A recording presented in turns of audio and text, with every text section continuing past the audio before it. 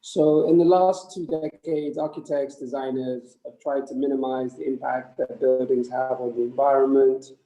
Although many architects claim their buildings to be sustainable, unless an objective life cycle analysis is conducted, it is difficult to evaluate the true impact that the particular building has on its surrounding environment.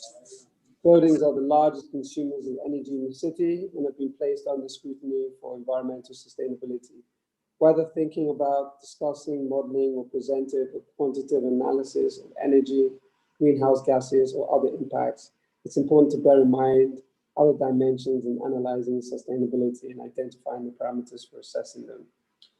The speakers on today's panel are Temilola Shomola, the operation analyst for IFC, Stephen Ajadi, who is founder of Acid, Yego Akpo, who is the founder of New Type Studios, and Mr. Ade Shokunbi, who is the director of PWDC. The format of today's discussion is we're going to have a presentation from Temilola, about 10 to 15 minutes, and then a little bit more information about our panelists, and then we'll go into a panel discussion. And after the panel discussion, we'll have a Q&A with the audience. We're hoping to be finished by 12.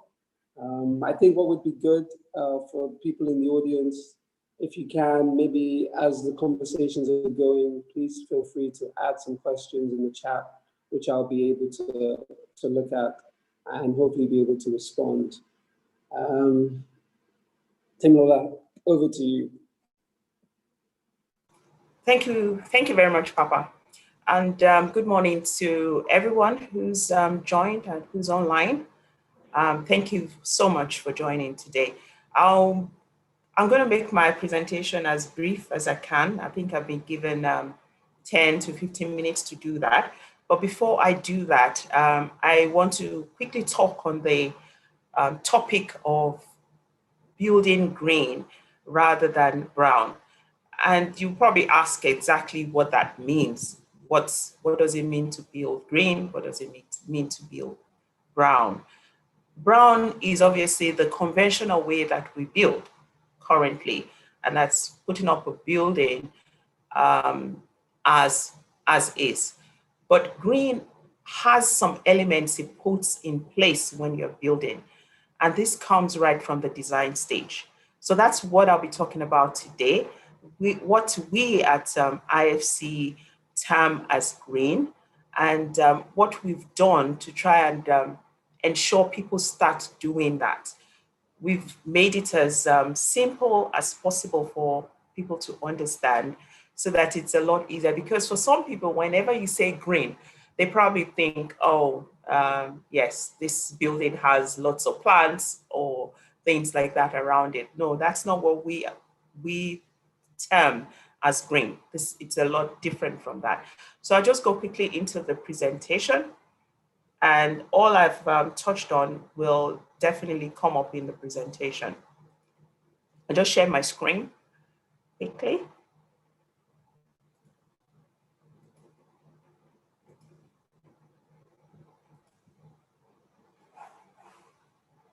Okay, so I'm sharing, and I'll just put this in full mode so you can all see it. I hope you can see from your end, Papa. Yes, we can. Okay, good. So, my name is Temilola, as Papa said, from IFC. I work with IFC, International Finance Corporation, which is a private sector arm of the World Bank Group. And today we're going to be talking about one of our programs called EDGE, Excellence in Design for Greater Efficiencies. IFC is a member of the World Bank Group, as I said, but we are into the private sector and we're based here in Lagos. The World Bank Group itself has 5 entities under it. It has the IBRD, which is based in Abuja. That's the one everybody really knows, and that's the one that is referred to as World Bank. There are others under that group, IFC being one of them, and we look for solutions for the private sector. We have IDA as well International Development Association, we have MIGA and ICSID. These other three are not here in Nigeria, but we do have projects from Nigeria who also request their services. So what exactly is the program about? The program EDGE, which I said is Excellence in Design for Greater Efficiencies, has a four-part strategy. What exactly are we trying to do? The IFC understands that, yes, we would like to build green. And I will also tell you reasons why we should build green. And of course, disadvantages or things people say are hindrances to building green, and try to give you solutions in terms of debunking some of these things that says hampers us from building green. So on our part, what we've decided to do is that, first of all, we have to work with the banks. The banks, one of the disadvantages we see about building green is that the banks don't really understand what it means to build green and what kind of products they can put in place for developers and people who really intentionally want to build green. So we work with our own investment team and the financial institutions to try and come up with solutions to building green. So we talk about green bonds, we talk about probably reduction in interest rate for people who want to build green. And we're currently speaking with some banks, which hopefully when we do come up with those products, we'll be able to put it out there for developers to make use of. We also interact with the built environment. And when I say the built environment, we're talking about developers, we're talking about architects, and everyone who has something to do with the building sector, just to let them know or be aware of what it means to build green and what are the solutions out there that they can take up in their buildings. The other thing we do is we work with the government to try and find maybe solutions or incentives for developers to be able to pick up the building green. For example, we're speaking with Lagos State. These are new ways, or we just started talking with Lagos State to see what are the things they can do, what incentives can they put in place for developers to help them to actually choose to build green. So that's one other aspect of our program. The final aspect is the certification itself. Now, when you do have a building and the building is green, if you tell me it's green, right, you have to be able to show me something that says it's green. And there are different certification programs out there. There is BREEAM, there's LEED, there's Green Star, there's several of them. And every one of them, we work together to try and ensure that we are listening to our environment, because our environment currently has so many different issues that we have to tackle. And for us at the bank, when I say at the bank, I mean also at the IFC, what we do is that we have taken some of the points of the social development goals of the UN and decided that we're going to tackle them. And one of that is, how do we address the issues of our climate? And when I talk about the issues of our climate, we're talking about the emissions that goes into our environment. What do we do to actually reduce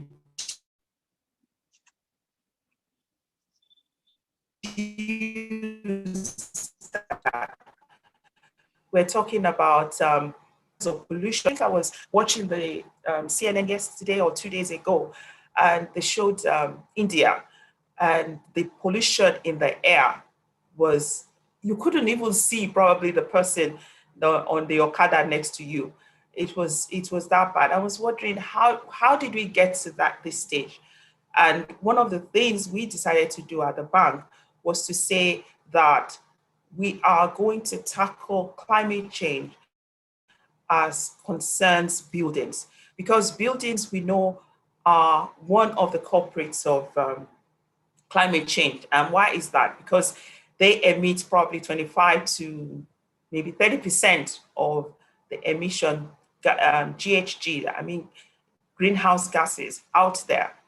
So we decided here to say that we are going to see what we can do about that with building, about changing the and focusing on buildings. So that's what we have done. And for us, like I said, definition of a green building is very simple. We're saying that you must be able to certify that the building is green.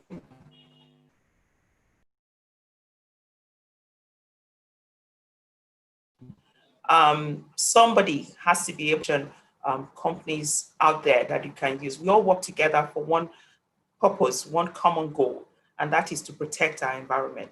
The other thing we look at is that we want your building to be at least 20% better than a local baseline. For most of the building certifications, green building certification out there, we found out that in the emerging markets where we work, and when I say emerging markets, we don't refer to markets as developing or anything like that, because we believe every market has the potential to grow. And for IFC, we work in markets that we know are growing, and we help them to achieve that growth. So for emerging markets, we found out that a lot of them struggled to meet the standards of quite a lot of the green certification programs that are out there. And we came up with our own green certification program that compares apples and apples. So we're going to compare the building here in Nigeria with other buildings in Nigeria. And we've gone a step further by comparing the building in a city to the same type of building within the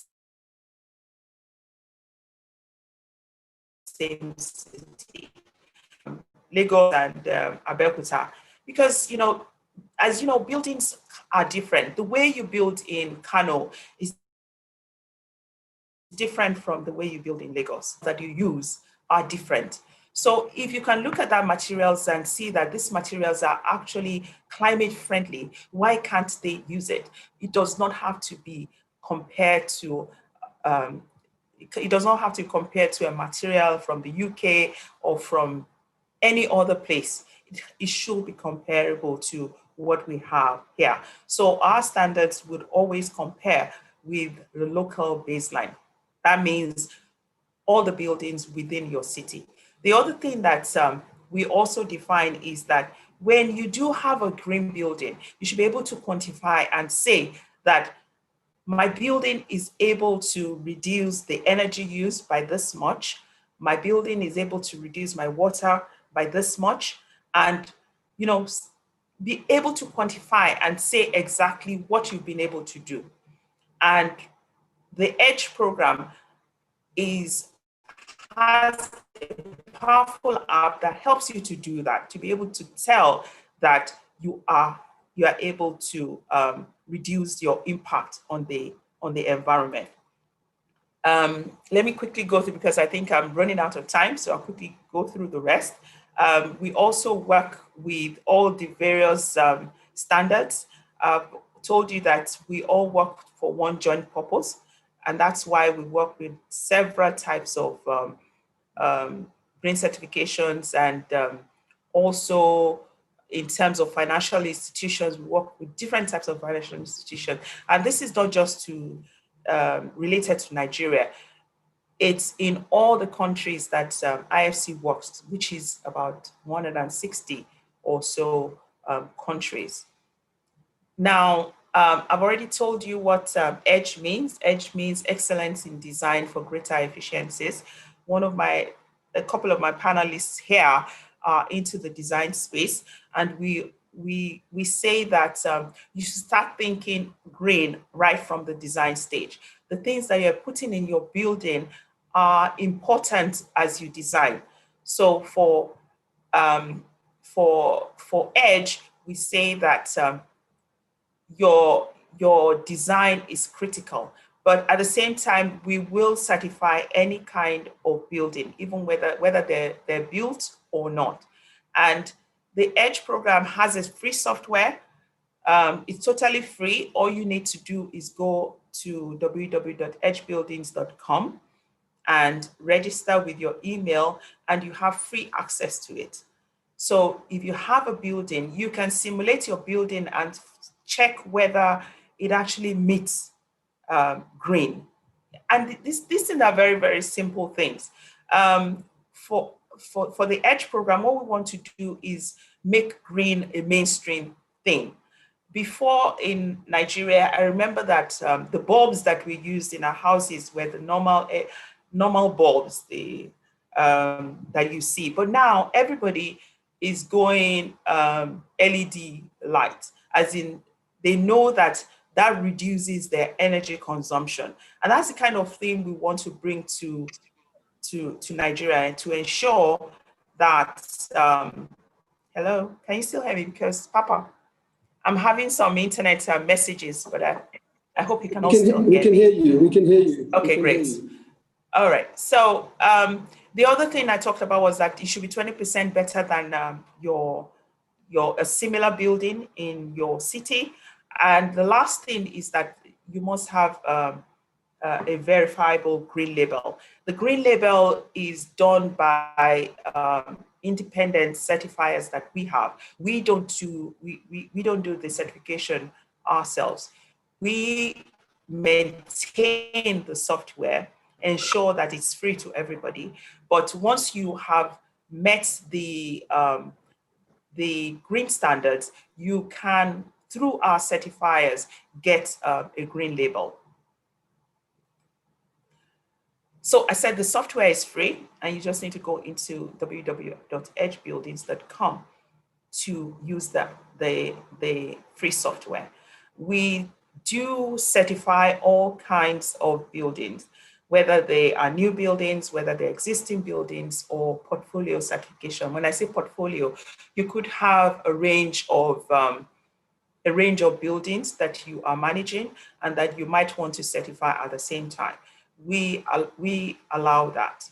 And we do all kinds of typologies as well, whether they're homes, whether they're hospitals, any kind of building at all. I always say anything that has 4 walls, we will certify. And these are some of the buildings that we've certified all over.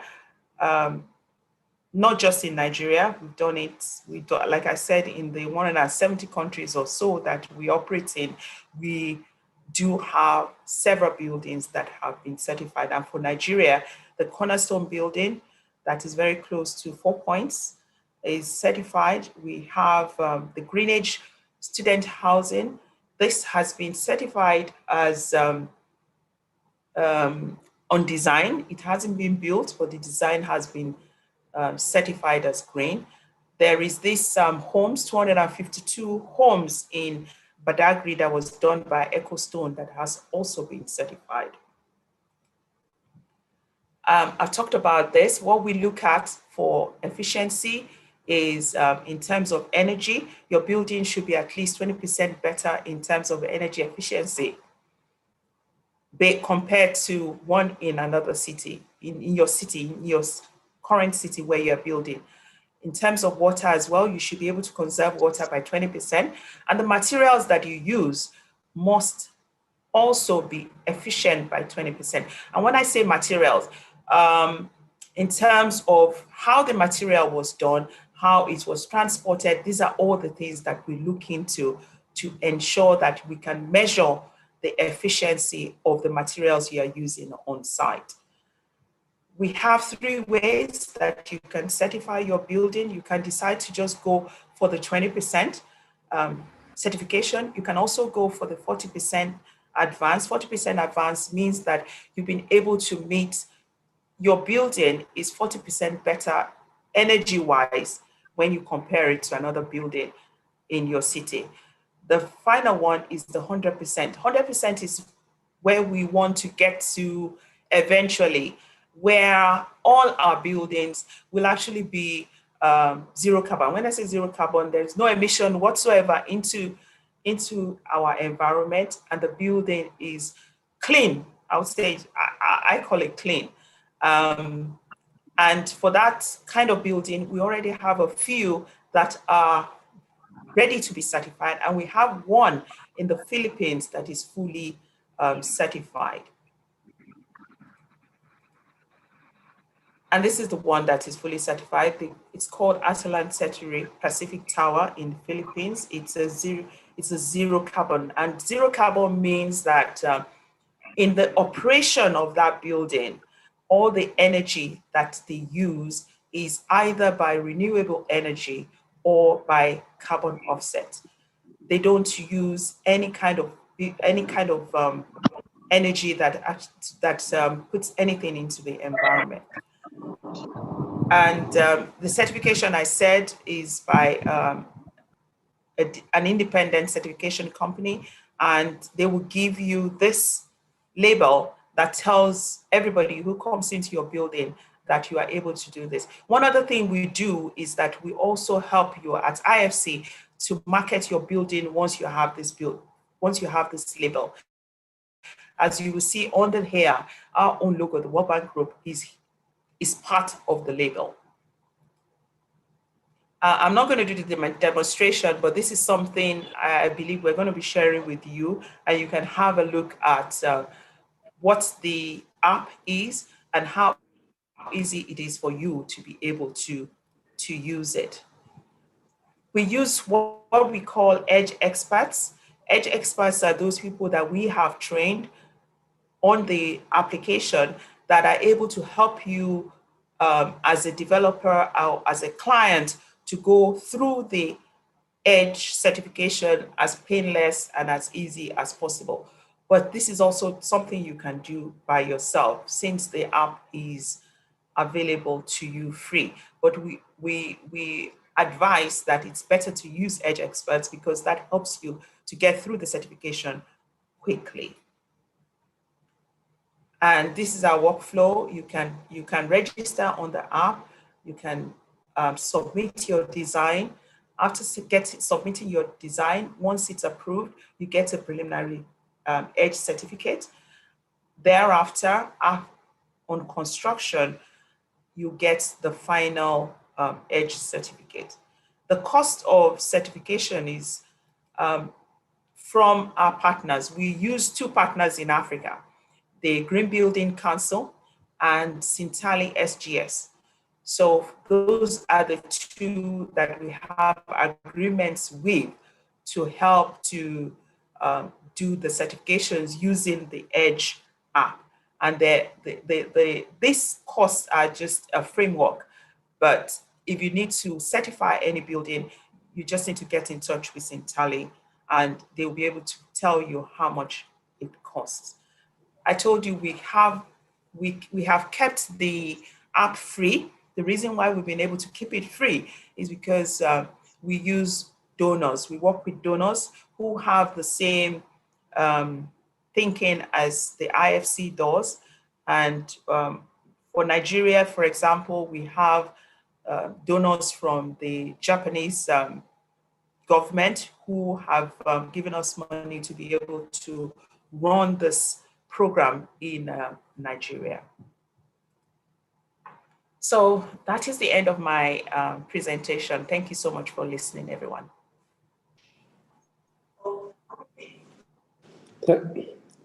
Thank you very much for that, Timilola. And we really hope that edge buildings can be, we can see more and more buildings that are signing up to the program to allow us to have more efficient buildings. Thank you so much for that.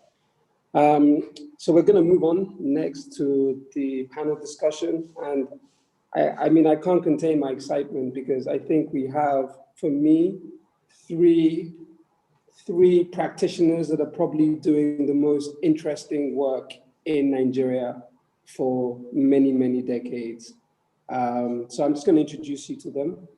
So the first is Ade Shokunbi, who is the founder, one of the founding partners of PWDC, who focus on architecture and interiors, and they are a sort of a design and build organization with a very specific approach, which is inspired directly by life conditions. Their aim is to analyze complex relationships with every project and figure out how to find a dialogue. I think if you know their work, you understand how focused they are on things, elements of materiality, sustainability, and how, you know, one of Ade's specialities, as we all know, is how he uses every single bit. Nothing gets thrown away, everything gets repurposed and used. And they've sort of designed and developed over the many years since they were founded in 2006, their own style, which they term as ETC, which is Ethno-Tropical Contemporary Architecture. So thank you so much, Ade, for joining us. The next person I'd like to introduce you to is Yegwa, who is the head maintainer. I think that's right, head maintainer at New Type. And New Type is a really new type of organization and project that is looking at new synergies and new ways of indigenous contemporary practice that falls along the entire value chain of making. And I'm sure Yegwa will share some of the things that they're working on and some of his thoughts with us. Yegwa, thank you so much for joining us. And finally, we have Stephen Ajadi, who is an architect, but also a writer, political economist. And I think I'll just like to leave you with his quote, which is, his work is through architecture, planning, art, and political economies, we design the present for a sustainable future. So Stephen, thank you so much for joining us. I know this is going to be a really, really great chat. And I think what I'd like to do is to ask everybody to spend maybe 5 to 10 minutes, maybe 5 minutes actually, to just introducing themselves and introducing their practices. And then we will go into a conversation and a Q&A session. So Ade, would you mind starting, just telling us a little bit about your work, your practice, and how that fits in with the theme of today, which is looking at sustainable ecologies, sustainable practice. Hi, Ade, you're on mute. Sorry about that. Thank you very much, Papa, for that introduction. And I guess with that introduction, maybe there isn't really that much for me to say in order to, introduce you to what it is that we're about at PWDC. I moved back to Lagos, Nigeria in 2006, 2007, thereabouts. And it was actually an accidental move. I was actually invited to come and work on a project. This is when the new Palms Mall had just opened. And I was invited to come and work on a project, shop fit out. So basically coming in and executing that project, I met up with my business partner, Patrick Oshuni. And we sort of like had similar ideas and objectives and principles, really. And I felt like, we were like a good match to sort of like come together and set something up. So from there on, we set up Patrick Waheed Design Consultancy. And, initially the type of projects that we were doing was just really, small, so like bar designs and shop fit outs and what have you. And then an opportunity came actually through a relationship that I had with a client in the UK. And so he had asked me to come and do something in Abuja, in the villa. So that was basically sort of like my initiation into, actually, executing an architectural product. It was quite a success in the sense that it actually yielded a project that was a brand new project, in the sense that it was a project that was started from inception to completion, and we executed the build. And it was through that experience that I think we created the roadmap that is synonymous with what PWDC do today. So I think with that, I think that's what I would start off with, and hopefully shed more light as this webinar continues. So that's a little bit about us. Hello? Thanks, Adi. Yegwal, could you just give us a little bit of a background on yourself and how New Type was formed? Yeah, sure. Thanks for inviting me to speak on this. So I'm the odd one out, I guess, because I'm not a practicing architect or practicing or trained, but I'm very interested in design and architecture as well. I moved back to Nigeria after higher education in 2004. And since then, I've been doing various things, founding different businesses and working in different capacities, but always around design, whether that's graphic design or fashion design to a certain extent, space design, identity design. And now, after, well, since 2004, I guess, like 16 years, or maybe 15 years, because last year was when I founded New Type. It came about from a dissatisfaction that I had with what I felt was, and I can only speak for myself really, but kind of like the way I took design for granted, sort of, and I just operated with the tenets and all the frameworks that were already given to me, whether, just from design school and just reading from other designers and so on. And I started asking myself, like, does this really reflect what a Nigerian design could look like, or what does Nigeria or Africa as a whole, have to offer to this field? And it got me thinking about even the term design itself, which is why now I have this awkward title for a lot of people as head maintainer of New Type, as opposed to like head designer, for example. And this idea of maintenance versus design, or maintenance alongside design, for me is very much about, because I almost feel like design almost begs the new, right? It's like if you're designing something, it's almost like, oh, you're making something from scratch, or there's a kind of implicit thing in there that you hire a designer to design something. Now, for me, I wanted to constantly remind myself that that's not always what you have to do in a situation. And to use an example from some architects that I quite like, they are based in France, Lacaton and Vassal, and they were once hired to come and do some work with one of the train stations in Paris, one of the very famous historical ones.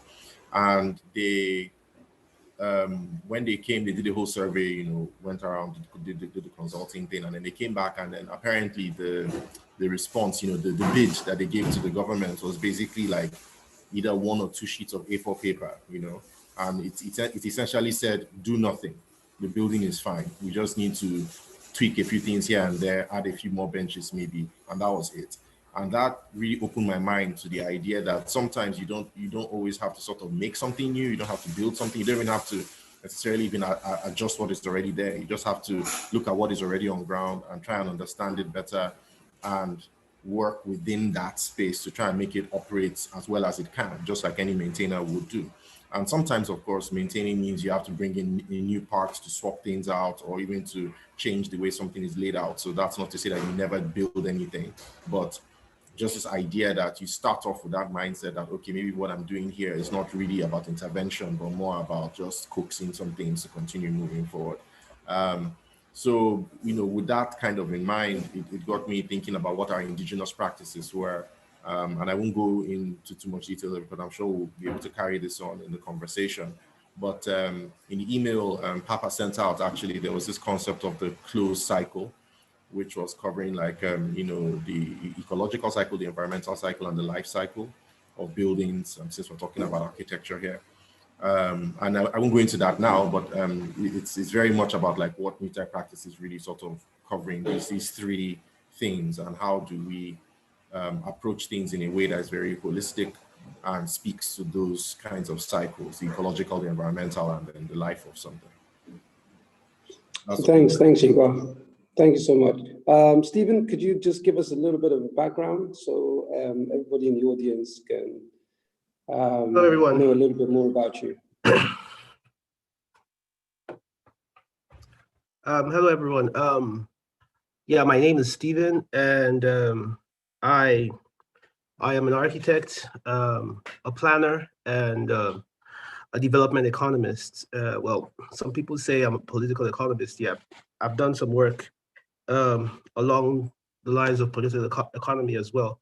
I run something called ACID, the African Contemporary Institute of Design, and I also lead a couple of research cluster groups in Princeton, in Cambridge, and at the University of Berkeley as well. So there are a number of research clusters that work on projects that range from the circular economy to the politics and the political economy of sub-Saharan African countries, to conflict and violence and displacement and migration in high-risk cities, to the politics and the economics of sustainability itself. As far as this program is concerned, the circular economy, well, the life cycle of build is not the circular economy necessarily. My practice, and we have done a number of projects. We consulted for BRIAM and the Ellen MacArthur Foundation. We practically wrote the templates for circular economy in buildings that is currently being used, is about to be used in the UK right now, and is about to be used in other countries. And I mean, I'm just trying to find similarities with what I've done and what we're currently working on here. So basically, I will stop there and probably start talking. We might move into other parts of my work that might come into light.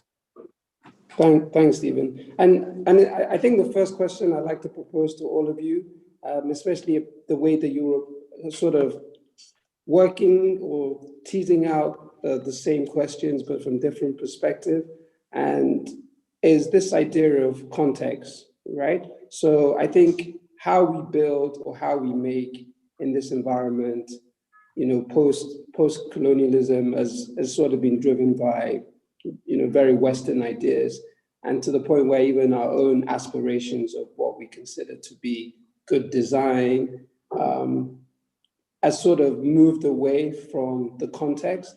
And I think it's important when we're thinking about this idea of, you know, the closed circle or the life cycle of the building or the circular economy, how do we contextualize that? And how do you, within your practice, sort of take this context, this culture, this history, and how does that inform your approach? So perhaps Ade, you could take that on. Can you hear me? I don't think Ade can hear. Yeah, he just messaged him, he couldn't hear. Okay, so maybe Stephen, you could take that first question on until we can get Ade back, and then after that, maybe Yega, you could speak on it as well. If I get you correctly, you were speaking about the relevance of the circular economy or the relevance of sustainability in buildings, with respect to the Western influence in terms of post-colonialism. Is that what you're trying to talk about? I mean, I was saying that, like, we've sort of referenced it within Western post-colonialism. How do we reference it within our local context? How do we make it relevant to this environment, this culture, and how we perceive architecture, building, making? So there is a more direct connection, which may already exist.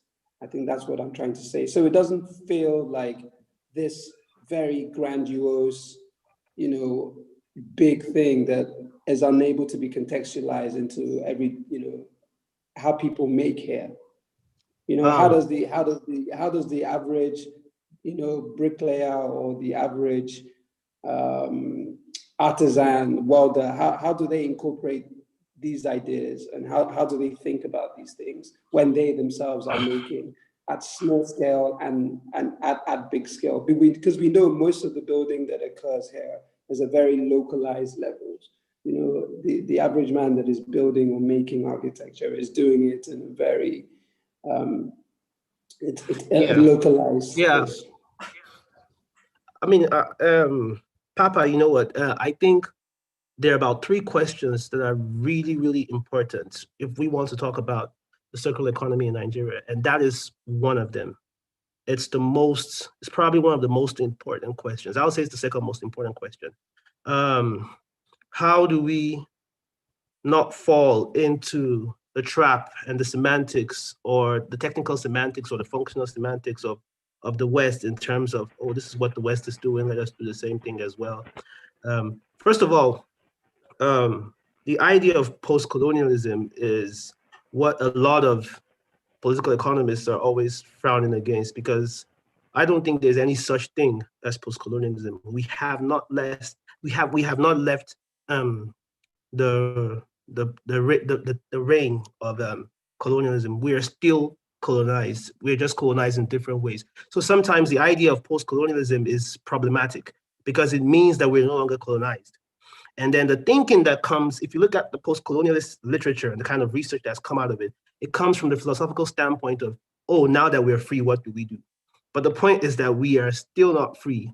And research shows that we're actually even deeper in colonialist systems than we were back in 100 years or back. The only difference is that we don't have the optics to it. We don't have the visuals of it. We don't have the white people here in Nigeria being governors and presidents, but they still are, basically, if you look at the economics and the politics of it. But moving down to the idea of this, I've always seen it as a problem. In 2015, I was a research consultant for BRIAM and the Circular and the Ellen MacArthur Foundation, and they were trying to look at a system that the whole world can use in trying to look at how circular buildings work. And eventually we were able to tell them that it's impossible because different systems work for different areas. The culture is different, the whole idea is different. You can have a global pathway or global roadmap. You can't have a global framework. And you can have a network of frameworks that you might call a bigger framework, if you will, but you cannot have something that works. And so when we see some of these names, for example, when you look at one of the most promiscuous words you can think of, sustainability. Everybody uses sustainability right now. If you want to sell something, you just put the word sustainability in front of it, or green. It helps you sell things better. If you look at those words, if you look at how they're used, they're always, the system behind it is entrenched and designed for the West.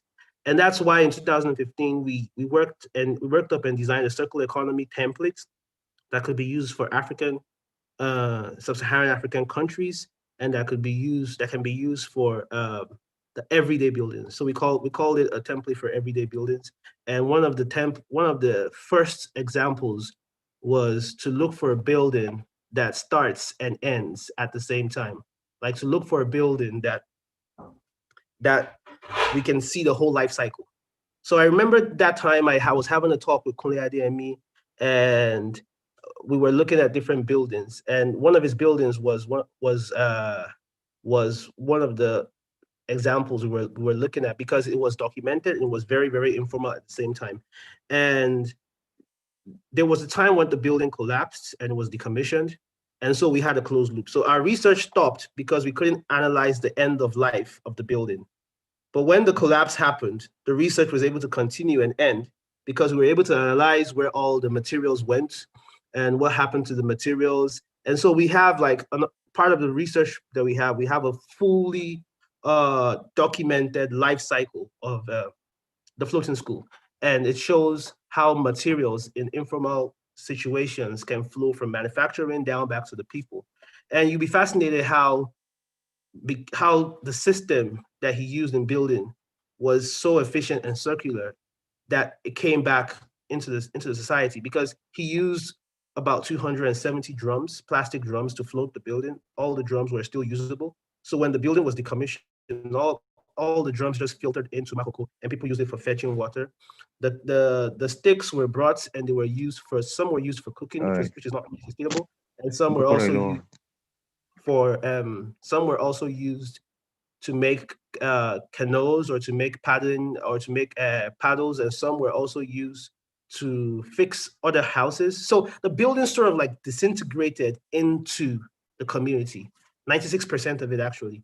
And as you, based on what you asked, I think templates like this are very necessary in understanding the informal everyday buildings. And the point is that the West is not going to develop it. And if they develop it, they won't have this ethnographic embedment. They're not really embedded in our system ethnographically, so they won't even understand how it feels. It's like when you go out to design for a different community that's far away, before your work is taken seriously, you must at least have like 3-4 years of embedded research in that area before you start making any policy acts, or before you start designing anything or doing anything. Because anything you do earlier than that is like a shot in the dark. And so the point is, we can all come together and look at these situations. And one of the key things that I always stress is that we cannot do it alone, right? Architects are really, really efficient in doing a limited amount of things. Planners are really, really efficient and good at doing a limited amount of things. Politicians are really, really efficient in doing a limited amount of things. Economists are really, really good in doing a tiny amount of things.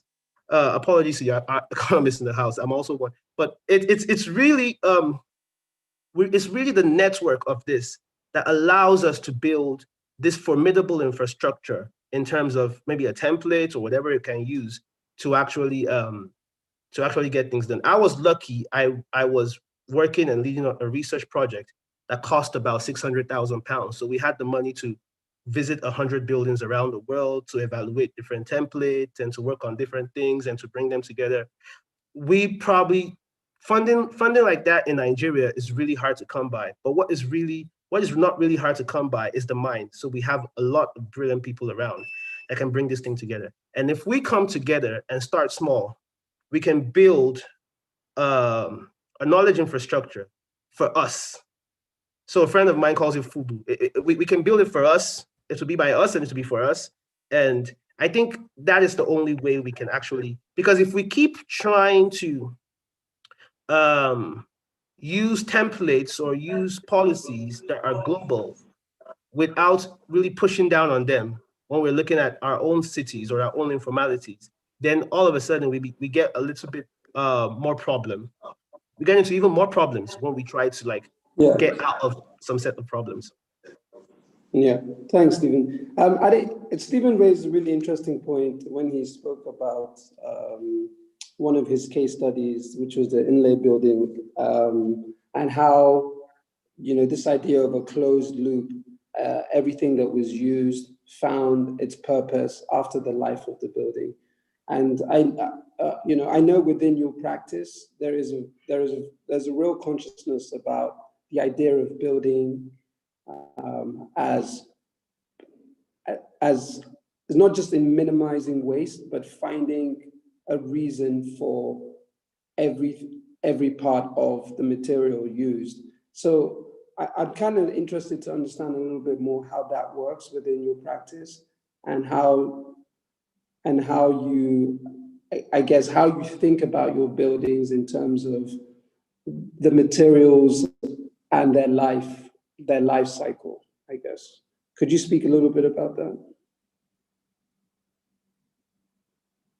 Ade, you're on mute, so you need to unmute. Sorry about that.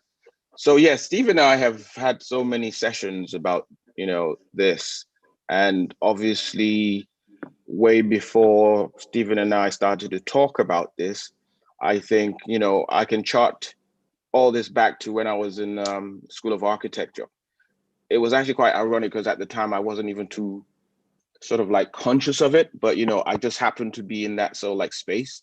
I was in the ecological group of my postgraduate course. And I remember my final project was to design a center for kids, where the idea was to create a framework or create a structure that the kids that will be interacting with this would start to add their own bits and pieces from found things and what have you. So I think subliminally that just like crept into my psyche. But you know, in chasing the good old green or the pound or whatever, that just sort of like went by the side. And you know, it was all about trying to do minimalistic and contemporary this and contemporary that, which you know, is part of what we do. However, I think over time, I have developed a very sort of like awareness that, you know, something like what you said has started to take precedence in all that we do. We're working on a project at the moment, which I think may have been accidental, but at the same time, it was something that was, you know, at the back of our mind for a long time, and just trying to find the right project to be able to apply all those principles. So right now, we're working on this mosque in Lagos, whereby I think almost everything. Can you hear me? Yes, Hello? we can. Okay, sorry. I thought I could only hear we can myself. hear you. We can hear you. We can Yeah. hear you. So the project took on a turn because originally, when the project was first, when we were commissioned to do the project, you know, it was supposed to be just your regular type building. But I think I had sort of like carte blanche, or I had like artistic license to just take everything into my own hands, and decided that this building has to be an exemplary building, not just for, you know, for the course, but just had to sort of like satisfy or tick all the boxes of, you know, this whole notion that, you know, we can reuse things that we find in order to sort of like have a product that still looks aesthetically pleasing. And, you know, we were working on a few projects where some of the waste from those projects were actually put into this mosque, you know, like all the paving stones that were like removed from a project that we were doing on another site became part of the fabric or the materiality that was used. And right from the beginning, I had always, you know, wanted to experiment with laterite. And, you know, generally what we do is to coat our building with some kind of texture. And I felt like, you know, what better material could one use other than the one that's been given to us free of charge? However, the problem that, you know, I mean, this is part of a development, or research and development that has brought about a lot of, you know, understanding into how, you know, one can begin to apply oneself if you're really thinking of being conscious of, you know, the environment and how you interact with it. The challenge that we have found, which I think is actually necessary, you know, we need to find out all these things at this kind of stage so that we know how to develop solutions for them, is, I mean, a case in point is the laterite that we've used was actually part of something that was was delivered to another site in Unilag. And the unfortunate thing was that at the time we only bought what we required. So the leftover was what we took over to this new site in another part of Lagos. And unfortunately, I mean, with the size of this this mosque project, the laterite that we took wasn't adequate.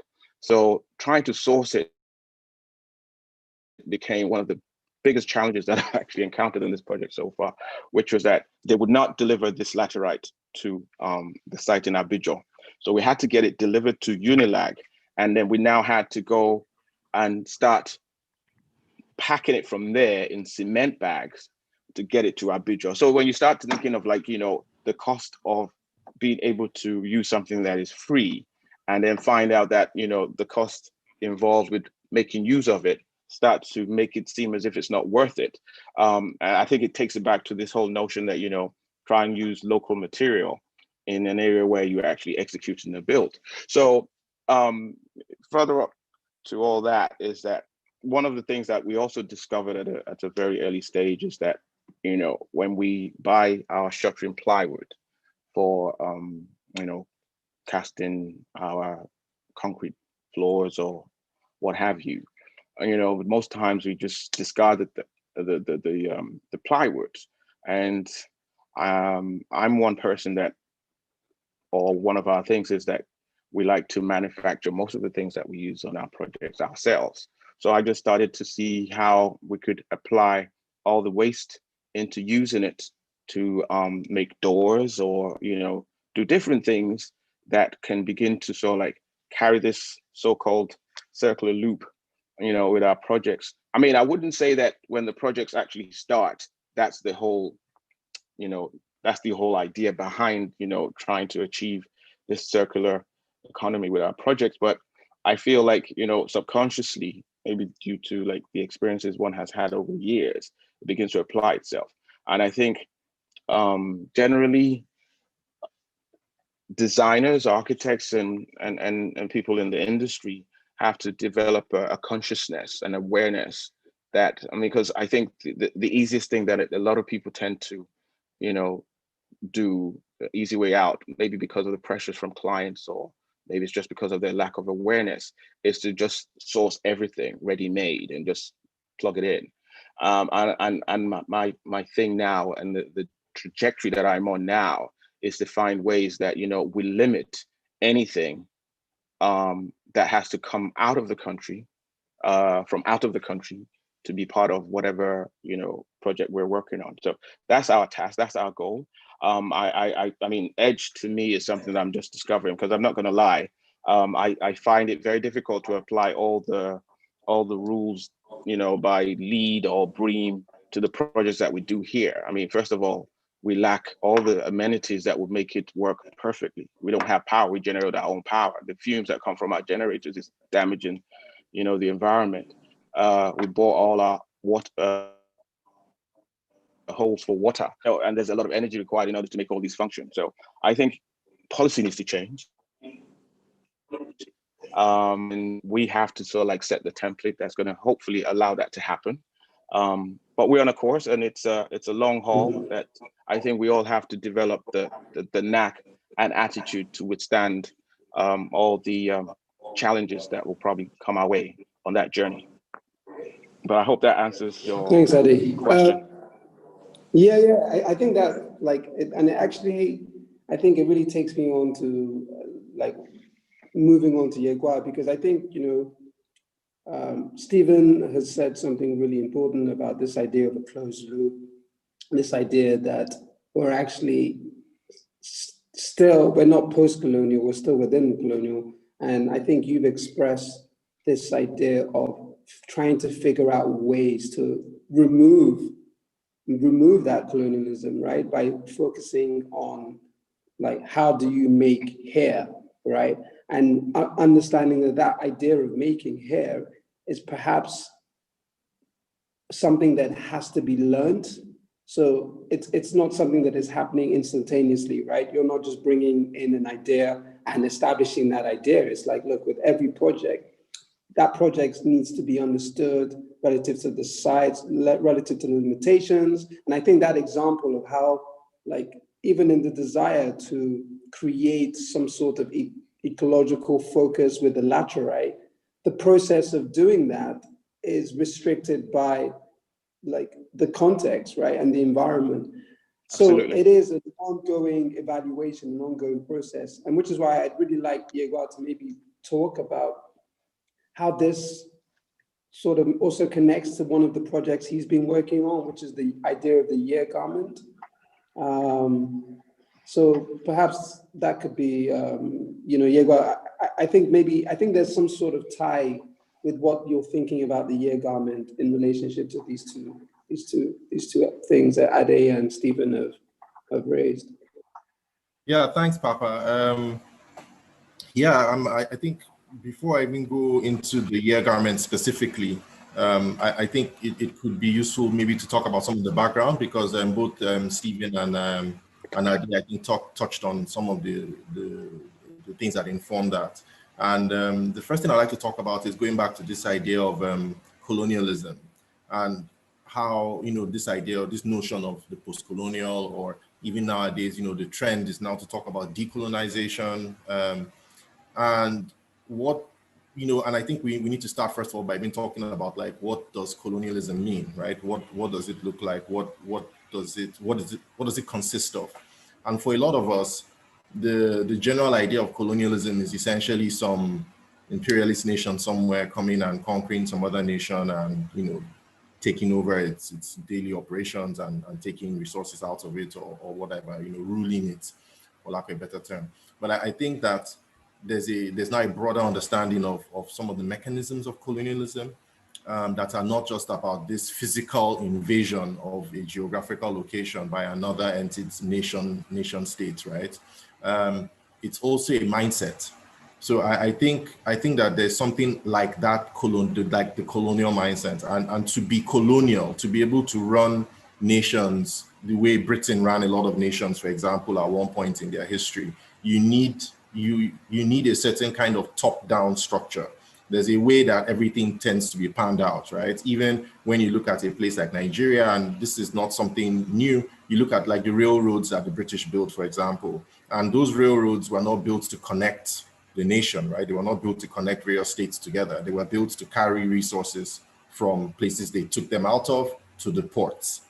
And you can see that kind of, or at least borders, and you can see that kind of movement just symbolized how colonial nations viewed the colonies, right? They were sources of resource, right? They went in there, transformed them into giant factories as much as they could, and took raw materials out. And like Stephen said, that has actually not changed. All over the continent on Africa, we keep talking about, we hear all this talk about how we need to make more locally, we need to do more locally, but we import so much. In Nigeria, we're importing the majority of the things we consume here. And that's not just because of some laziness on our part or lack of imagination. It's also because the colonial structures that made that a reality are still in place and still work, and it's very difficult to dismantle those things. So it makes more sense, and it's cheaper for someone to come and import milk than for you to buy milk from Jos. And that is something that fundamentally is how the system operates. So, but it's not just about economics, right? It's not just about that kind of, like, the globalized, like, capitalist kind of economy. It's also about a mindset. So it's a mindset of centralized control, one way for everybody. So, this idea of, like what Stephen was saying about how the Ellen MacArthur Foundation wanted to create, like, a standard template for the world. I would argue that that's a colonial way of thinking, right? It's like you come up with this one thing and then you apply it across board. Because it makes management easier. So in a way, the colonial mindset is sort of like a managerial mindset, right? You want to just have these very straight up templates that you send to people, and then you just say, okay, just run this, don't think. I don't care about your context. But as we've been discussing, right, the world is a lot more complex than that. So even down to the fact that different places in Lagos, sorry, hold on one second. Even down to the fact that different places in Lagos can have different mindsets, right? You can do a building in Ajegunle, and that's a very different proposition from doing a building in Banana Island. There are different constituencies to talk to, all kinds of things. Even the land is different. There's a whole bunch of stuff that you need to think about. So that is one of the things. But then to tie this into the question of how do we make this something that we can start actually doing as Nigerians, right, in Africa, and say that, okay, this is something that we are operating with in terms of the circular economy and all these other things that we are interested in being able to push, green building and so on. I think the first step is also moving away from this colonial mindset of saying that, okay, yes, we come up with this policy and then we distribute it down to everybody to follow. That's also very difficult. I'm sure both Stephen and Ade, as people who've worked in Nigeria, can also testify to how difficult it is to get people who are used to working a particular way, and then you come with this, like, no, it has to be like this. They're just like, I don't understand what you're saying. This is just stress, right? Even if they do it, you have to micromanage them to be able to make sure that happens. And I think, one of the key things here is about tying it to culture, right? I really, really liked what both Stephen and they actually mentioned about just being able to visualize what the future of something that is being built is supposed to be. How does this thing, the life cycle, you know, so it's not just about, you know, its birth and life, which is generally where we tend to stop. In fact, we don't even go that far with the life. It's mostly the birth that we're concerned with. It also has to be, how do things die? What happens when they collapse? And because eventually they are going to collapse. No building is eternal. So once you start thinking like that, you start imagining a whole bunch of things. And I think that sort of thinking becomes more natural when you're more connected to the environment within which you build. I'll use my hometown in Cross River State as an example. Whenever there's a new chief that's installed or enthroned or what have you, this chief, the compound that the chief lives in, they build these this fence to map out the compound, right? And it's made from these dried leaves, and there's a very interesting weave pattern. I wish I had a picture of it, but anyway, they have this weave pattern, and they use that to set up and ring out the area that this is where the chief is, because the idea is that the chiefs generally don't stay in the same palace compounds. So a new chief goes into his own place, right, which may be separate from his house, but it's the same place. I mean, a new place. And when they ring out this place, the idea is generally that this fence is going to be burnt once the chief dies. The fence, the house, everything is going to be burnt down. And those ashes, I mean, it sort of keys into this whole idea of like, you know, just burning a bush and letting it lie fallow, you know, this kind of thing. And it's a very cultural idea. But it's also because, first of all, it's made from the actual like just materials present in the area to be able to sort of, so they already know that, okay, sure, I can take this thing from this particular part of the village, and I can use it to make this fence, and I can ring the whole area, and these are the things that are available, right? But I think that direct connection means that we immediately, I mean, it means that we must participate in non-human created nature, right? So by that, what I mean is that fundamentally nature operates on a circular cycle already. Nature doesn't need any sort of temperature or anything like this. These things sort of, they move like this, right? And if you are already tied into that, you see the rhythms instinctively and they get incorporated into your culture and how you operate. But part of the legacy of colonialism is also the fact that we've been separated from these things. Everything is now very abstracted. So you don't go to go and, I mean, literally as an architect or a builder, you're not going to the forest to go and cut down the trees. You're buying plants of 2x4s or whatever. You just stipulate, oh, this is the wood I want. This is the type of wood I'm looking for. This is the color. Or you want to get paint. You're not doing the mixing yourself. You're not sourcing the pigments and things. You're just buying paint from Dulux or whoever. So there's a separation in these kinds of relationships that we have. And I'll just give one more anecdote before I talk specifically about this project that I'm working on and how I'm trying to link all of this together. And it's to do with the Edo period in Japan. And the Edo period would be, I think, 17th century and in 1603, and it lasted for about 2 centuries. And one of the key things about the Edo period, and there's a great essay on this, is just the fact that in the Edo period, when it first started, Japan was going through a period of lack. They were going through most of the farmable, you know, like arable land was pretty poor. The forests were deforested all over the place. You know, they didn't have access to a lot of things. So in order for them to actually build any kind of society, any kind of thriving, flourishing environment, they have to be very conscious of the fact that as I cut down this tree, what's going to be here for the future, right? Because if I just go willy-nilly and just cut down all the trees, then I'm not going to be able to, the society itself is not going to be able to grow because they've already experienced that lack. So they became very conscious of the rhythms of nature around them. And that meant that they were inherently now thinking very long term. They were thinking, this tool I've made, what am I going to be able to do with it once it's done? And you had a lot of people who could also do multiple things at the same time. They were all generalists, right? You didn't have a single farmer who only knew how to farm. The farmer knew how to repair his tools, knew how to, you know, fix the pump that was there, you know, whether that was a natural kind of like aqueduct, he understood the rhythms of the water, these sorts of things. So that kind of thing I think is really important in being able to, okay, yeah, sorry, I'm going to hurry up here. So this kind of thing I think is really important to being able to get us thinking this way. We have to rebuild those connections, right? And with regards to the project that I've been working on, hyperculture, is this idea about how do we build connections to clothing? And what we came up with was about giving people a language to be able to use to almost like tattoo things onto their clothes, tattoo their lives, you know. So it's called a year garment because the idea is that every year you basically add one or two things to the garment, and this builds a connection because immediately it's like, oh, I remember I used this when I, you know, to my 21st birthday, or I graduated, or my parents died, or something like this, you know, I got married. And you have these messages built into the clothing, and that builds a bond. It no longer has the clothing as just this abstract commodity that you just went into a shop and purchased. It's now something that you've been able to build a connection to. And I think that in building that connection and making the story more personal and cultural, you get to be able to encourage this kind of behavior that we're talking about without necessarily having to speak about it like, okay, this is what we should be doing. People do it naturally. Thanks, Hugo.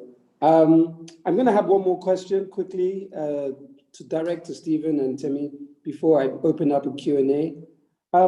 So I think in the EDGE presentation and from the discussions we've had, it's clear that there needs to be a kind of a different kind of resource, right? A different kind of way to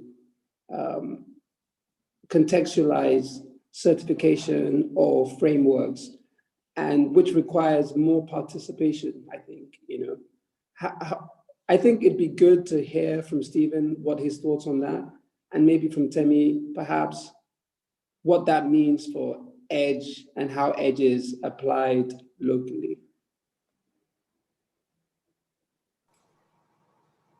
Maybe I should go first, then Stephen can go. You know, the good thing about EDGE is that we've tried to bring this down to our local surroundings. That you talked about colonization and how we actually used to do things before, you know, we were colonized. I remember every time I saw, you know, these thatched homes that had a door that you have to bend over before you go into them. We have some of them all over Africa, and I think we have some of them in the north as well. And, you know, those buildings were actually green buildings. So from long before, we've always probably taught about sustainability. And the reason why those buildings were done that way was in order to ensure that the quality of the inside of the building was optimal, you know, so that when it's very cold outside, it's cool inside. When it's very warm outside, it's cool inside. So they were always already thinking about it. And one of the reasons why we felt that with EDGE, we needed to drill it down to the cities themselves was because we found out that all around the world, people have ways of identifying what was sustainable and using it within the buildings that they have. So if you come to us here in Lagos and say, we've used this for years and it works for us, it does this in terms of contributing to the climate, we will look at that and see whether, yes, this is something we can put on our website and start using going forward. So we've localized it as much as possible to ensure people are willing to take this up. And we also ensure that it's our own, like Yegwa said, it's something for us and being done by us, that you can use mud houses, you can use, sometimes when I used to go to the village, my grandmother to visit her, they around the houses, they sort of did rainwater collection.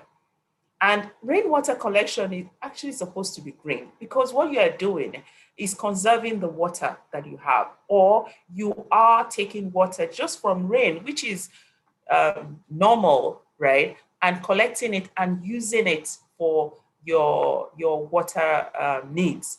So that's already thinking green. And we want people to understand that. So as much as possible, we're trying to put awareness out there that, you know, some of these things we're already doing are sustainable things, and we can definitely continue in that path and ensure our environment is the better for it.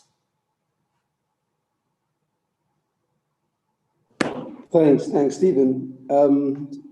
It'd be good to hear from you before we have a couple of questions about what could be an interesting way forward in providing a more participatory framework.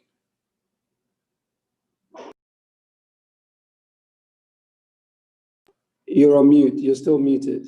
Can you unmute yourself? Oh, okay, yeah. What Timothy is doing with Edge is really fascinating because it's been a long time that I've been trying to imagine things like this happening. BREEAM is one of the oldest, probably most likely the oldest rating system. And I remember they consulted me in 2015. We were doing this project with McKinsey, and we were trying to work out a circular economy framework for them because they didn't have a circular economy framework at that time. And they still don't really. They haven't operationalized one.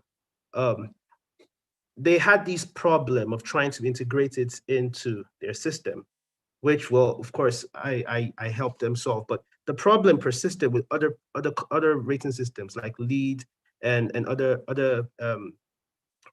platforms. I think the first thing to say is to try to dichotomize that a green building or a rating system is different from a circular economy system. A green building rating system tries to figure out how well buildings are directly impacting the environment in terms of climate change, CO2 emissions, and other things like that. A circular economy building focuses on how the materials that come into play in the making of a building are immortal, not only immortal, but a source of making money. So when we talk about sustainability and we talk about the circular economy, I keep reminding people that when we talk about circular economy, we shouldn't forget about the economy. The circularity is what we focus on as architects because, yeah, we are architects because we don't really have that skill set to engage the economy at that level. But the economics of it is what makes the circular economy extremely powerful. Without the economics of it just doesn't run. And so the current framework that building rating systems have, you will find out that some of the most highly rated building rating systems are extremely uncircular. Like some buildings may have a platinum LED rating, some buildings may have a platinum. And by the time you run your analysis of a circular economy, you realize that it's doing so much harm to the environment, and it's not even financially sustainable. But they have all the best LED ratings and they have all the best BREEAM ratings. So what can we do? I think those ratings are necessary in a way that it helps fight, it helps pose a resistance to climate change. I think they're necessary in that aspect. But trying to figure out a template for the circular economy, I think is the economics of it, the politics of it, I think is a lot more complicated. And that's why the Ellen MacArthur Foundation, for example, is having a lot of problems trying to bring in countries. They have this CE 100 group where it's the circular economy equivalent of the Fortune 500 companies. So they try to bring in companies into the CE 100. And these countries pledge to be circular. These companies or countries pledge to be circular, and then they're trying to build a list, and they're trying to use that as a political economic strategy to make the entire world a better place. What people don't realize is that so much money can be made in actually bringing about the circular economy. So because when companies hear sustainability, companies like Apple, they really hate hearing the word sustainability and circular economy because everything they design is not designed for disassembly, which is terrible. So one of the worst kind of designs you find is like the Apple. You can't open it. You can the materials are closely knit, is designed to work against competition. And by that, it works against environment. So they have one of the most poorly designed products around. I remember when I was doing my master's in design, and we were looking at design, everybody had this idea that Apple was a very good design company. And by the time we looked at the whole thing, we figured out that it was just doing so much harm to the environment. But people have this idea of design. When you use a Mac, when you use an iPhone, you think you're using premium design, but actually you're not. And so these economics are really the bottlenecks, because trying to convince a company like Apple that they have to design for disassembly and they have to design towards a circular economy will make them think that they're cutting back on their profits. But what they don't understand is that the long-term investment and the profit margin is actually extremely high. I mean, for example, in Europe, Europe will stand to gain about over $2 trillion in the next 30 years if they if they transition into a circular economy. The construction industry in Lagos alone, while we're doing our research in acid, stands to gain about 16 trillion naira in the next 15 years if every building in Lagos becomes circular. So it's about the money. And I think what we should focus on is trying to create this economic statement, this economic language to show stakeholders or prospective stakeholders that they should come into the circular economy. Because the strategy of building it is by allowing a sort of domino action to happen, a ripple effect of people starting to do it, and then other people trying to get along with it. So I think we developed a template that measures buildings, but we don't get a lot of people who come to us to like analyze it, and we haven't sort of built a platform to create a highly dynamic sophistication that will allow people to just pop in stuff and then rank it, because even that is in itself is problematic. But we are at a point where we can actually look at circularity in the buildings. But I think if we really come to ourselves and come together, I think there is a lot of chance. I think there's a lot of chance that we can have. And as I said, most of our buildings are a lot more circular and they're a lot more sustainable, even as they are now, rather than, I mean, in comparison to the ones in the West. And the problem is this smart city rave. When you see people trying to make smart cities, these ideas, well, they're not cities, first of all, they're just neighborhoods. The word city has a new meaning right now. And these semantics, these technical semantics do so much harm to the real estate that we just try to replicate things that the West is trying to move away from. So I think if we just try to understand ourselves and try to interrogate our own buildings and use the data to make better buildings, then I think we'll achieve better results. But the idea is not in the circularity. The idea is in the economics, because if we don't play the game of money, we won't be able to convince the government or the stakeholders to move in. Because telling a company like Dangote to go circular, they will ask you, what are we trying to gain? Because companies, as they are, the philosophy of companies, the love for the environment is not the first thing on their list. Making money is the first thing. But luckily, the circular economy allows you to make a lot of money. And we have to communicate that. We have to be able to find those loops for them so that they can come into the circular economy. Thanks. Thank you so much, Stephen. That was really fascinating. I want to open up for, we have a little bit of time. So if we could take a couple of questions, maybe if anybody in the audience, please can you raise your hand if you would like to, if you have a question.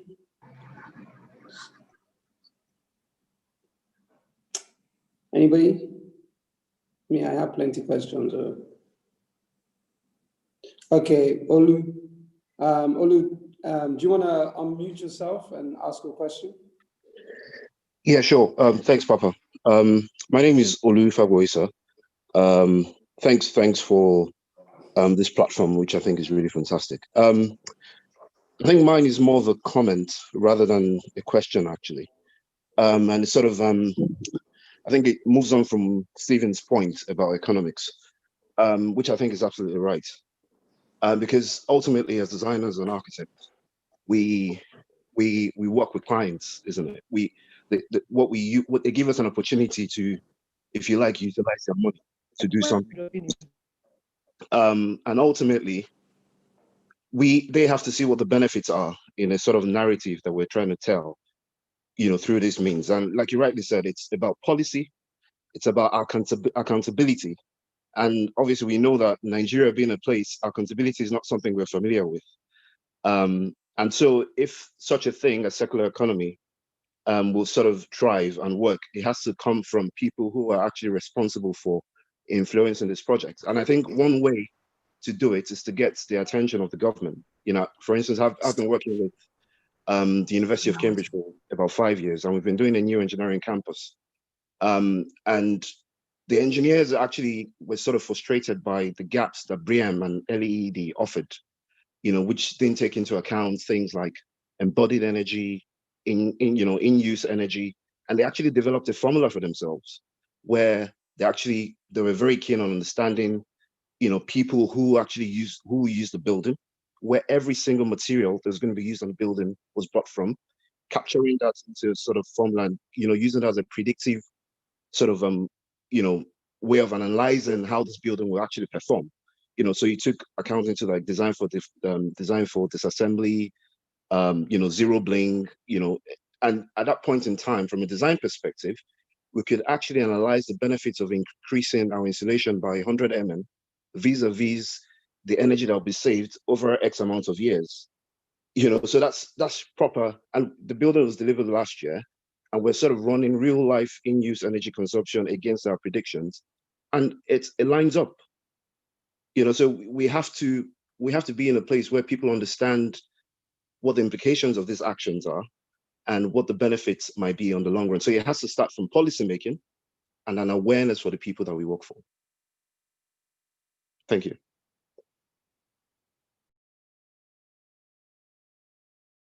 Thank you. I think that was more of a comment than a question, so thank you for that. I'm going to take one more question. Chuka is on the line. So Chuka, maybe you unmute yourself, and then perhaps Yes, I have. I could get everybody to just make a comment on the last comment and perhaps Chuka's question. Okay, thank you. Can you hear me properly? Yes, we can. Yes, we can. Okay, excellent. Okay. My question is actually for Temilola. My name is Chuka Ihona. I joined a bit late because I'm in a time zone problem, and it was a mistake. When you're dealing with IFC Edge in design, I see, for instance, that you could come and deal with Edge before, as the design is ready, and then when the building is actually completed. At what stage do you link up with IFC Edge? What's the best time to link up? Yeah. Thank you very much, Yuka, for that question. Right. You can actually link up at any point in time. We recommend that you start as early as possible, right from when you have concept. So, the word itself, edge, means excellence in design for greater efficiencies. So we're requesting that from the concept stage, as you're thinking about your project, you are already thinking, what are you going to put within that project to make it as efficient as possible? So the certification itself is, I'll say, more or less an add-on. What we want to do is that people start thinking sustainability right from the onset, right? You could decide once you've done that you want to certify, but it's not compulsory. We're not saying that you have to, but at least when you start designing, start thinking of all the things that you're going to put in place. So from IFC's point, right, we will assist you right from the beginning, right from when you start. And we'll also introduce you to our certifying partners if you do decide to go on to certification. So we'll recommend right from the beginning, right from the word go, from concept. I hope that answers your question. Yes, thank you very much. Thanks. Thank you for that. There's another question from Laulu to Stephen. I would like to know from Stephen's research if anything has been learned from pre-colonial ways of construction that has been translated into the framework he developed. Yeah, quite a lot. A simple answer, yes. A slightly more elaborated answer would be, I was fortunate to lead a project that examined 100 buildings globally. So we had like lots of buildings, like 1 million buildings that we looked all around the world, and we developed an algorithm to actually rank them down to the top 100 that we felt was coincidentally sustainable or circular. And we went to each and every one of them and we looked at all of them. We did ran analysis, and we did the same thing for some of the buildings. The research was so Western influenced that when I came in and I took over leadership, it actually, I had to extend it to Africa because they said they were doing the whole world. And I said, yeah, cool. So what have we done in sub-Saharan Africa? And they all kept quiet. So the whole world to them was the whole world without, Africa. So when we redid the whole thing, we got projects in Mali, we got projects in Katsina, we got projects in northern Nigeria, Maiduguri, and some other places. We were able to get,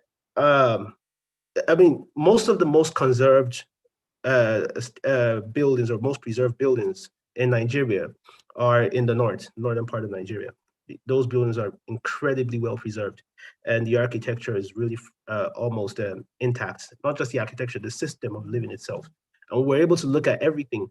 One of the projects that we looked at in Lagos was the floating school and some aquatic centers around the peripherals of the city. And we brought those living systems, we imbibed them into the process of making the CE template. That is actually the first circular economy template for appraising buildings in sub-Saharan Africa up till now. And yeah, so it wasn't done in a vacuum or it wasn't done in isolation. It was done by looking at all these buildings. And the good thing about it is that it gets better. Just like your phone updates its software, your laptop updates its software, with new information coming in, as we analyze a building, we use the data of that building to reinterrogate the template itself and then optimize it.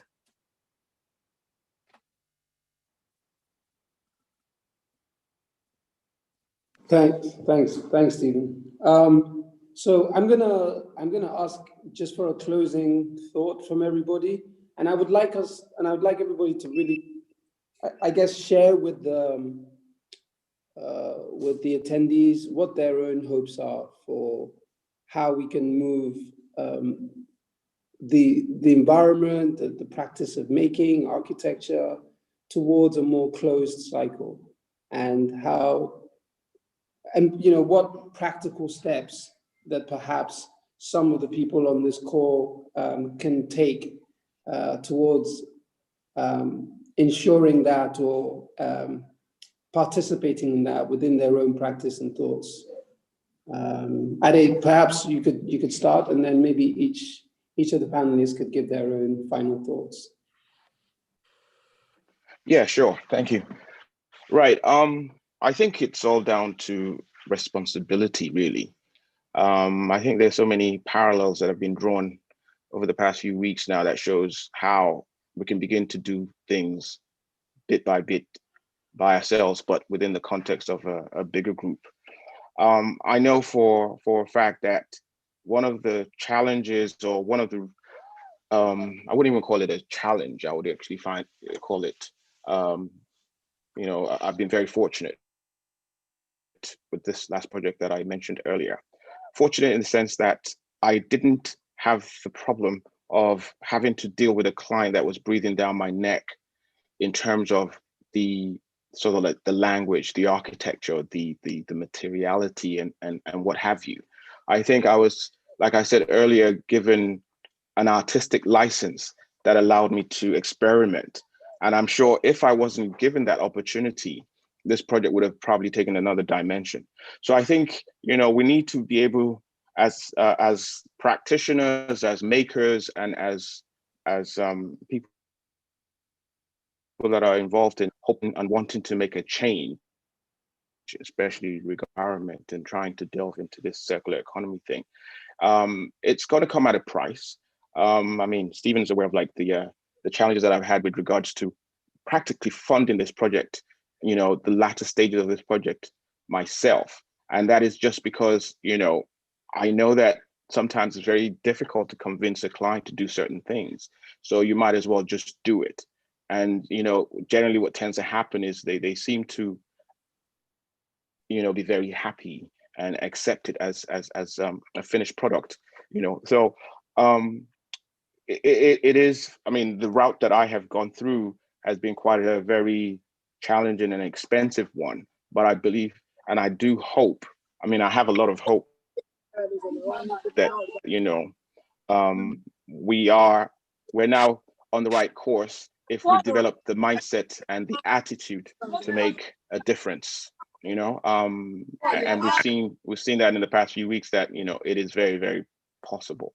So it's just about giving yourself and ensuring that, you know, you don't half step. So for me personally, that's how I see things. You know, like I said, it's not easy, but, you know, it is very, very possible. Thank you.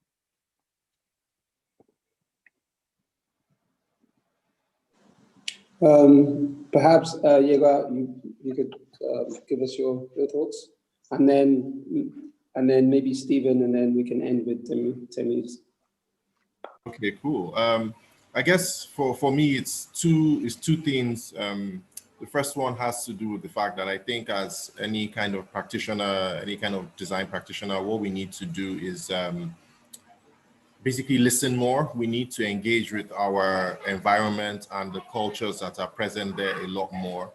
I know I've spoken with Papa about this recently, and there's an initiative I'm trying to kick off. I'm happy that Ade mentioned, or at least referenced, the recent happenings in the country. And I think that a lot of that, we need to communicate more, you know, talk less, listen more, so that we can learn a lot more about what used to happen here. You know, whether that's just not just in Lagos, but, you know, around the country. Just go and, you know, listen to the practitioners, listen to the buildings, listen to the objects that have been made, and sort of try and get wisdom from that before we reintegrate that into the knowledge that we already have. And the second thing is that we can now look at how do we expand our thinking from just now. And this is something that, you know, Ade mentioned that is really difficult, particularly for architects, because most of the time you're working for a client who may not be interested in thinking about what happens to their building once they're dead or what have you. But I think that, you know, as he said, it's almost like a sacrifice that one has to make initially to get people over the hump. And then once they're over the hump and they see it, then they're like, oh, this is completely, you know, amazing. Something I constantly remind myself of is that apparently shopping trolleys in supermarkets, people had to be convinced to use them. People would see the trolley with the wheels and everything and still carry hand baskets and, you know, multiple baskets and moving back and forth. So if something so obvious, people needed to be sold on it, I think it makes sense that even something like this that may not be as obvious will also require some selling. So it means that we have to act as ambassadors. It means we have to act in it in our own projects, and maybe sometimes even take a little bit of a hit in order to be able to implement something that may get somebody seen differently. But I mentioned this in the context of this generational thinking, where there's a quote I've been using a lot. It's been really inspiring to me, which is we don't inherit the world from our ancestors, we borrow it from our children. And I think that that's the mindset that we need to have moving forward, no matter what practice we have. Yeah, that's like, Diego, ever since you told me that, that's been my new favorite quote. I feel like I want it on a t-shirt, you know, you need to make that happen for me. Well, we got you. Stephen. Oh yeah. I think in summary, I think the basic action steps that we can always do is three basic action steps: research, data culture, and willpower. I think a lot of us have the last one, and we need the knowledge to back up with the willpower. I mean, I see all the work that Papa does and Ade and I mean all the other cohorts, and we always have this willpower to push the envelope and to do things, but there's only so much we can do if we are not backed up with the knowledge to do it, if we're not backed up with the new knowledge to do it and the data culture to do it. I mean, how many of us have this very organized data culture of collecting of accessing or understanding data, not necessarily from ourselves, but from our people around. I mean, Nigeria has a terrible data culture, but it's getting better, and we're getting to points where we can actually use the little bit of data, we can emerge and a culture of getting things done. The aspect of research, I think Nigeria needs to develop a culture of understanding, first of all, that there's something called research, and it's not just a cosmetic word. Because so many people say, oh, I'm here, I'm doing research here, I'm doing research here. People just throw the R word around just to be taken seriously. But the idea of understanding research itself and actually engaging in it is very important, because research produces new knowledge. And with new knowledge, we can get better things done. The World Economic Forum 3 months ago were listing countries that were actually high in research, and we're looking at countries that had 4 or 5% of their GDP dedicated to research. And if you look at how it reflects in their innovation and their entire economy, it's just so obvious how important it is. So if we keep talking about these things, it shows that we understand the problem. Now, to engage the problem, we need to find solutions to the problem. And finding solutions to the problem means engaging ourselves in this culture of research. We should understand that research is something we should start working on, and we should start doing. It should be a habit. Research usually is not cheap, but research can be done with willpower, which we already have. So even if we don't have money, we have the willpower to start small, and it's something that we should work on. ACID, for example, is a platform that does economic planning, architecture, and research consultancy. And I think I was telling you the other time, 95% of the clients we have in terms of research consultancy are outside the country. And it's weird because we need to develop this culture of understanding that we need research, we need new knowledge. And when we have that knowledge, we need even newer knowledge, because it's a cycle. I mean, well, it's something that should progress. So I think going away, what we should really focus on is trying to get more knowledge, trying to be able to store that knowledge, and trying to figure out a way to dissipate that knowledge and use the willpower that we already have to push forward to solve these problems.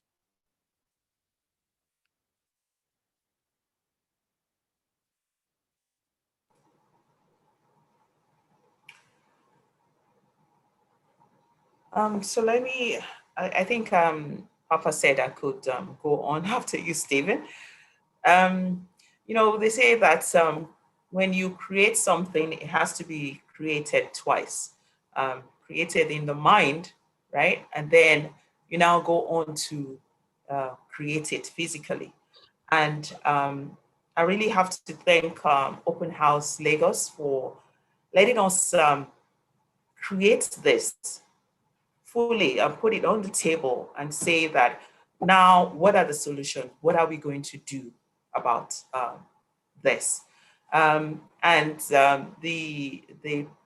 panelists here have been fantastic. I've learned a lot.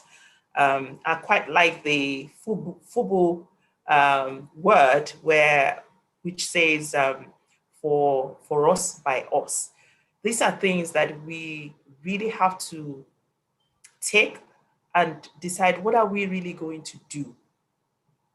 We are the ones that have to find the solutions, and we are the ones that have to work on it. So this is I would say, a fantastic starting point. But at the same time, we should not derail from it or just totally forget about it. Now we have to put some action points in place, right, in order to move forward. And I'd just like to say I've learned a lot on this forum, on this webinar, and I really like to continue the conversation going forward. Thank you, everybody. Thank you to the panelists for taking your time this Saturday morning to joining us at Open House. Thank you for everybody that signed in. I hope it was. I thought it was a really engaging conversation, and I really hope everybody on this call is able to reach out to all the panelists. I know they're very open-minded people doing very, very interesting projects that I think so many people need to know more about, participate with. And like Stephen said, it's really important that we get to this stage where we have really strong repositories and archive spaces that can share knowledge and we can all learn from. So thank you again. Papa, just sorry to interrupt you. Just one little, there's a book that I'll recommend, and it's called Sustainability and I'll sort of like send this to Papa so that he can share it with everyone. But it's a good book that I believe sort of like answers some of the things or talks about some of the things that we were discussing today. And like I said, something for your library or for you to sort of like, Sorry, Ade, who is it by so I can check write it out. in, Thank you. It's by Peter Ozelins. That's the name there. Can you see it? Peter okay. Ozelins, yes. So I mean, people can check that out because it kind of like, goes on about all what we've discussed today. So yes, I like Papa said, we're all here. Good. I put it in the chat in case anybody needs it.